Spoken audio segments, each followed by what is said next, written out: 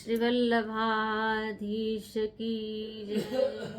श्री गुसाई जी परम दयाल की जय। श्याम सुंदर श्री यमुने महारानी की जय। प्रिय वैष्णवजन, कल हमने श्री वल्लभाख्यान पर थोड़ी सी दृष्टि डालकर उसके विवेचन को समझा था, देखा था, सुना था। आज हम श्री गुसाई जी परम दयाल की कृपा से ही उन्हीं के दिए गए, उन्हीं के द्वारा प्रदान बुद्धि के द्वारा अपन आगे का प्रमाण देखते हैं। प्रथम आख्यान में संप्रदाय के सिद्धांत स्वरूप अक्षर ब्रह्म, पर ब्रह्म, नित्य लीला और सृष्टि की उत्पत्ति का वर्णन है। दूसरे आख्यान में श्री महाप्रभु जी की परिक्रमाओं का उल्लेख है। अन्य आख्यानों में गोस्वामी जी श्री विट्ठलनाथ जी के चरित्र का विस्तार है। 8वें आख्यान में 252 में प्राप्त हतित पतित की वार्ता का समर्थन होता है।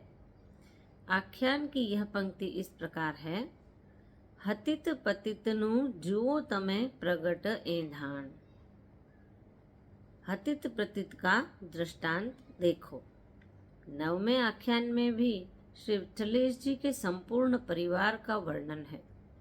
वल्लभाख्यान इस प्रकार प्रारंभ होता है: वंदो श्री विट्ठल वर सुंदर, नव घन श्याम तमाल। जगती तल उद्धार करेवा, प्रगट्या परम दयाल। अंतिम आख्यान का अंतिम चरण है: श्री विट्ठल कल्प द्रुम फल्यो, तेनी शाखा प्रसरी अनेक रे रसना। पुत्र पौत्रादिक सुख शू कहूँ, जो तो मुख माँ एक रे रसना। वार्ता में लिखा है कि इन्होंने नरसिंह मेहता के नाम से गुजराती में पद भी लिखे हैं तथा ब्रजभाषा में भी इनके कुछ पद मिलते हैं। एक पद इस प्रकार है: श्री विट्ठल प्रगटे सुखदाय, भक्तन के सब काज सुधारे, भजनानंद के लाए। शीतल सुखद हेमंत ऋतु तहाँ, मध्य नवमी के वासर। शोभित सुख वितान नभ मंडल, पोहप झरत तेहि अवसर। ब्रजजन मंगल गावत रससों, आनंद उर न समाई। गोपाल दास उर वसो निरंतर, तन की ताप मिटाई। भाव प्रकाश के अनुसार यह रूपपुरा के रहने वाले जाति से बनिया थे और जन्म से गूंगे थे। 5 वर्ष की छोटी आयु में ही इनका विवाह भाईला कोठारी की कन्या गोमती से हो गया था। यह कवि थे और इसके आगे का प्रसंग कल हमने पढ़ा था कि किस प्रकार आप श्री श्री गुसाई जी की शरण में आए और गुसाई जी ने अपने प्रसादी चर्वित तांबूल के का इनको पान कराया और यह बोलते हो गए, बोलते नहीं गाते हो गए। इस पुस्तक में 9 आख्यान हैं। प्रथम आख्यान में ब्रह्मवाद संप्रदाय की पुष्टि और नित्य लीला का वर्णन है। दूसरे में श्री आचार्य जी का चरित्र है। तीसरे में श्री गुसाई जी का प्राकट्य वर्णन है। चौथे से 8वें तक के विषय मिश्रित हैं। इनमें श्री विट्ठलेश चरित्र और स्वरूप आदि सब एक साथ मिलाकर लिखे गए हैं। 9वें आख्यान में वंश वर्णन है। इस ग्रंथ से वार्ता साहित्य के निम्नांकित कथनों की पुष्टि होती है। महाप्रभु जी का प्रागट्य, दिग्विजयार्थ परिक्रमा, पत्रावलंबन, नाम निवेदन का उल्लेख, कनकाभिषेक, पांडुरंग से ब्याह की आज्ञा, केशी घाट पर सुबोधिनी की कथा का उल्लेख, चुनार यात्रा। तीसरे आख्यान में गुसाई जी के प्रागट्य के आनंद का अलौकिक वर्णन। चौथे आख्यान में यह उल्लेख महत्वपूर्ण है कि इन्होंने चारों 7वें आख्यान में चारों वर्णों को सेवा में सम्मिलित किया।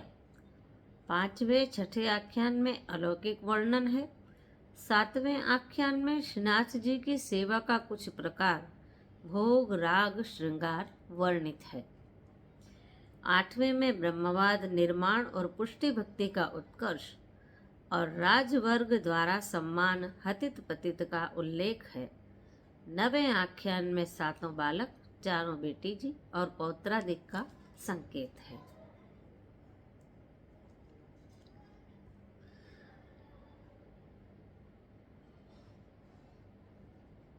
जिस प्रकार सूरदास जी ने आगरा गौ घाट पर महाप्रभु श्रीमद् वल्लभाचार्य जी से कंठी ब्रह्म संबंध लिया था तथा दशम स्कंद की कारिका सुनी और सुनते ही निर्मल भगवत यश गान गाने लगे। ब्रज भयो महरी के पूत जब यह बात सुनी, यानी कि जन्माष्टमी की बधाई गाई। श्री महाप्रभु जी की कृपा से भगवत लीला स्फुरित हुई, सो नंदालय की लीला को वर्णन करवे लगे और सूर सागर बन गए। इससे स्पष्ट होता है कि श्री महाप्रभु जी के हृदय कमल में पूर्ण पुरुषोत्तम अखंड भूमंडलाचार्य वर्य श्री जगत गुरु महाप्रभु चक्र चूड़ामणि श्रीमद् वल्लभाचार्य जी विराजे और आप श्री ने सूरदास जी के हृदय में विराज कर सूर सागर की रचना की, जो कि श्री सुबोधिनी के भावों पर आधारित है। श्री महाप्रभु जी ने देवी जीवों के उद्धार के लिए भूतल पर प्रकट होकर श्रीमद् भागवत महापुराण, जो कि रसम आलय, रस का आलय अर्थात रस का घर है, रस का सागर है, उसकी टीका श्री सुबोधिनी जी की संस्कृत में लिखी।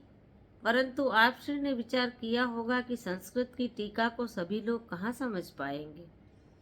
अतः सूरदास जी के हृदय में विराजकर आप श्री ने सूर सागर के पदों की रचना की, जो सरस मधुर भाषा ब्रजभाषा में है, जिसे प्रत्येक दैवी जीव पढ़ और समझ सकता है तथा गाकर आनंद का अनुभव कर सकता है। श्री महाप्रभु जी का भावात्मक स्वरूप श्री सूरदास जी के हृदय कमल में विराजता था। इसका सबसे बड़ा प्रमाण यह भी है कि सूर सागर में श्री महाप्रभु जी का एक भी पद नहीं मिलता। अतः अंत समय जब चंद्र सरोवर पर चतुर्भुजदास जी ने पूछा कि आपने महाप्रभु जी का एक भी पद नहीं गाया, तब आपने यह पद गाया, भरोसो दृढ़ इन चरणन केरो। श्री सूरदास जी ने कहा कि मैंने सब श्री महाप्रभु जी का ही गाया है। कुछ न्यारो देख तो न्यारो गा तो, अर्थात जो कुछ देखा वही गाया।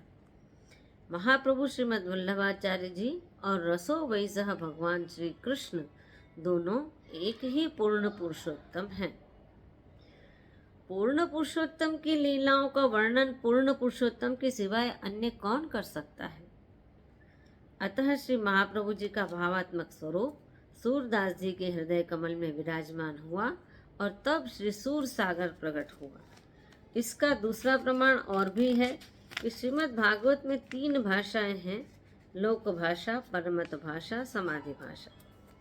महाप्रभु जी ने समाधि भाषा को ही प्रमाण माना है।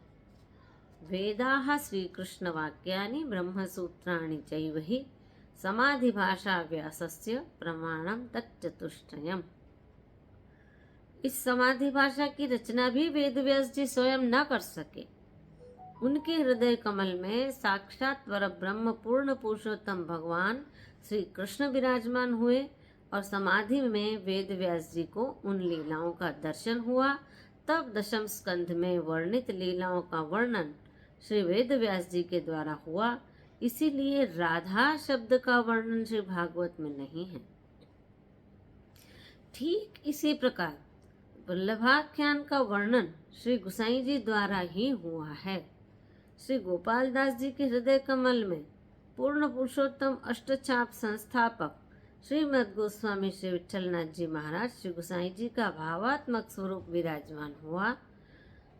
वह भी चर्वित तांबूल के द्वारा और वल्लभाख्यान की रचना हुई। वल्लभाख्यान के द्वारा निर्मल यश का गुणगान हुआ। वल्लभाख्यान प्रमेय ग्रंथ है। श्री गुसाई जी के प्रमेय बल से गूंगे श्री गोपाल दास जी बोलने लग गए, बोलने ही नहीं लगे, गाने लग गए, गाने ही नहीं लगे, सिद्धांत लीला आदि का वर्णन करने लग गए। पुष्टि मार्ग पोषणम तद अनुग्रह में भगवान के अनुग्रह के द्वारा ही जीव का पोषण होता है। यह कृपा मार्ग है। इसका जीता जागता प्रमाण यह ग्रंथ वल्लभाख्यान है। जिस प्रकार श्रीमद् भागवत में श्री राधा नाम नहीं मिलता, क्यों मिले? भगवान श्री कृष्ण द्वारा प्रणीत है। पुरुष अपनी पत्नी का नाम नहीं लेता, यह वेद की मर्यादा है। उसी प्रकार वल्लभाख्यान में श्री गुसाई जी की बहू जी श्री रुक्मिणी बहू जी का नाम भी नहीं मिलता। अतः यह साक्षात श्री गुसाई जी की ही वाणी है। अब प्रश्न उठता है कि इसमें 9 अध्याय ही क्यों, 9 आख्यान ही क्यों? गणित शास्त्र में 9 का अंक पूर्ण माना जाता है। जो सदैव एक सा रहे, एक रस रहे, वही पूर्ण मानने योग्य है।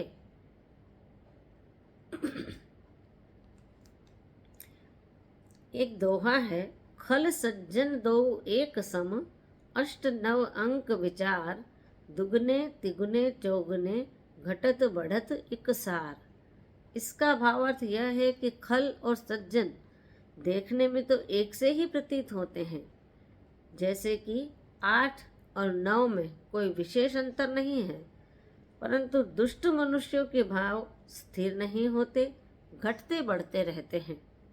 जैसे कि 8 का पहाड़ा लेने पर यदि 2 संख्याओं को जोड़ा जाए तो वह घटती बढ़ती है, और 9 का पहाड़ा लेने पर यदि उन 2 संख्याओं को जोड़ा जाए तो उनका योग 9 ही रहता है।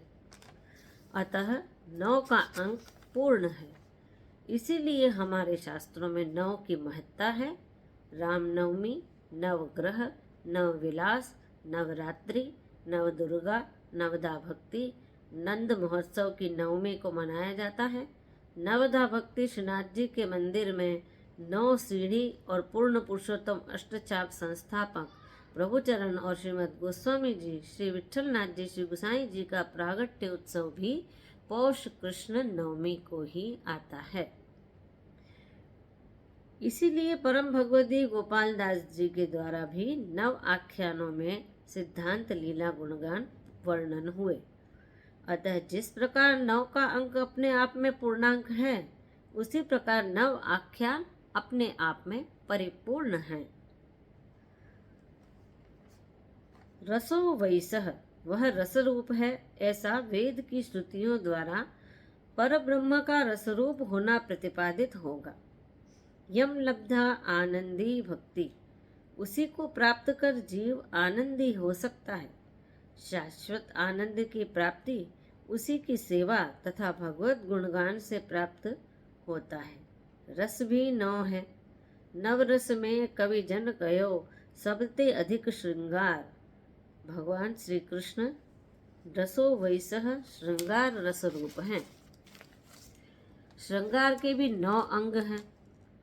दोहा है, नवहिंग श्रृंगार के होरी चोरी दान, छलय कर्ण वन रतिगमन, विरह मिलन अरुमान।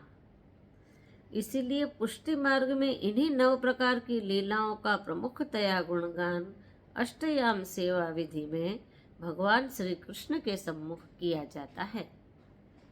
प्रथम आख्यान है, वंदु श्री विठ्ठल वर सुंदर। यह मंगलाचरण है।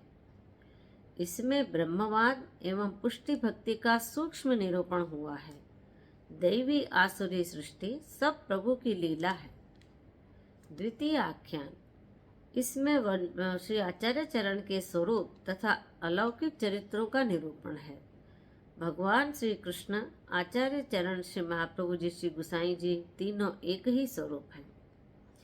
तीसरे आख्यान में श्री गुसाई जी के प्रागट्य के आनंद महोत्सव का वर्णन है। चौथे आख्यान में श्री गुसाई जी परम तत्व हैं, ऐसा निरूपित किया गया है। पांचवें आख्यान में यह स्पष्ट किया है कि आप श्री ने भूतल पर प्रकट होकर जगत का महान उपकार किया है। छठे आख्यान में भगवत लीला गुणगान ज्ञान द्वारा यह सिद्ध किया गया है कि भगवान श्री कृष्ण एवं श्री गुसाई जी एक ही हैं। सातवें आख्यान में श्री गुसाई जी की कृति एवं प्रताप का विशेष विस्तार है। 8वें आख्यान में दिशा का निर्देशन किया गया है। 9वें आख्यान में आप श्री के परिवार का विवरण प्राप्त होता है। इस प्रकार वल्लभाख्यान में शुद्धाद्वैत ब्रह्मवाद का निचोड़ है। प्रमाण, प्रमेय, साधन और फल सभी का निरूपण है। इस ग्रंथ की महान विशेषता यह है कि यह सकल वेद शास्त्र सम्मत है। इसमें नवधा भक्ति, प्रेम लक्षणा यानी दशधा भक्ति, प्रेम, आसक्ति, व्यसन आदि का समावेश है। नव आख्यान, नव का अर्थ नवीन, नया भी होता है। अतः इस वल्लभाख्यान में 9 आख्यान है, अर्थात सभी बात नई नई है। नवीन यानी नए ढंग से सिद्धांत पक्ष, भाव पक्ष का प्रतिपादित किया गया है। परम भगवदीय श्री गोपाल दास जी के हृदय में ये सभी भाव स्फुरित हुए, बस यही कृपा बल का लक्षण है। भगवत भावों का स्फुरायमान होना ही पुष्टि मार्ग में फल है। वे भगवत भाव जब कृपा बल से दृढ़ हो जाते हैं तो साकार रूप धारण कर लेते हैं। बस यही भगवत लीला का साक्षात्कार है, जो कि निरंतर भगवत लीला भावों की भावना करने से सिद्ध हो जाते हैं। श्रीमद आचार्य चरण एवं श्री प्रभु चरण जब शुद्ध पुष्टि जीव पर कृपा करते हैं, तब निस्साधन जीव को अविलंब प्रभु का सानुभाव प्राप्त हो जाता है। चरवेद तांबूल, अधरामत तथा पंच परवा विद्या का दान भजनानंद का दान हो गया और अखिल विश्व में परम रमणीय परम तत्व का वर्णन श्री गोपाल दास जी के मुख से झरने के जल की तरह निर्धारित होने लगा। यह गुरु कृपा का बल का ज्वलंत उदाहरण है।